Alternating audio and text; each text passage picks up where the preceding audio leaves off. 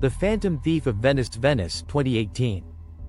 The city of canals and shadows was waking up to a crime no one could believe.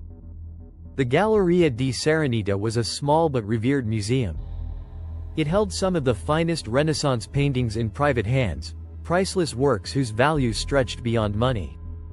One morning, the staff arrived to find 4 paintings missing from their frames. The most secure gallery in the museum had been breached, but there was no sign of forced entry. No broken glass, no alarms triggered, and the surveillance cameras showed nothing out of place. Detective Elena Moretti was called in. She had a reputation for solving the unsolvable, but this case would test her like never before. Elena began by inspecting the museum's security system. The paintings had recently been secured with magnetic locks developed by a tech startup, locks that were said to be unbreakable. The locks had been disabled remotely, Elena learned, using the startup's encrypted control panel. But who had the access code? And how had they bypassed every other security measure? She traced the IP address used to disable the locks to a public Wi-Fi network near the museum. No fingerprints. No names. Her first suspect was Marco, the head guard. He had access to the building after hours. During questioning, Marco appeared nervous, his hands trembling slightly. "Why did you disable the locks?" Elena asked. Marco hesitated.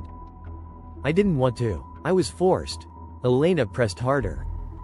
"By who?" "The Phantom." The name sent a chill down her spine. The Phantom had been whispered about in underground circles for years. An elusive art thief who used technology, misdirection, and psychological manipulation to carry out impossible heists. Elena pushed Marco for details, but he offered only fragments. The Phantom was not just a thief but a ghost, never seen, always a step ahead. Then the investigation turned personal. One night, Elena returned home to find her apartment ransacked. Her grandmother's painting, a small, nondescript canvas, was missing. Among the chaos was a note. "Beneath Venice lies your answer." Elena was stunned. That painting held a family secret she had never understood. Hidden in its brushstrokes were coordinates to a forgotten vault deep beneath Venice, rumored to hold a manuscript lost to history. Determined, Elena followed the trail, piecing together clues about the vault's location. She coordinated with her team to track signals from the drone used in the theft. The drone's last ping led to an abandoned warehouse outside the city. Elena entered cautiously. Inside, rows of stolen paintings and sculptures lay scattered. Then she saw a figure, the Phantom. Slowly, the man removed his mask. It was Marco. Elena's heart pounded.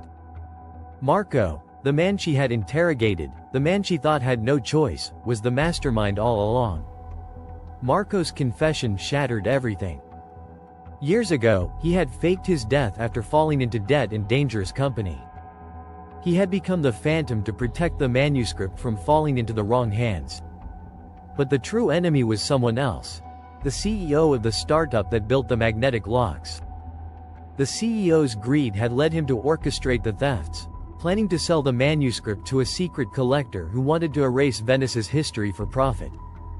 In a tense, violent confrontation beneath Venice's canals, Elena and Marco joined forces to stop the CEO and his mercenaries.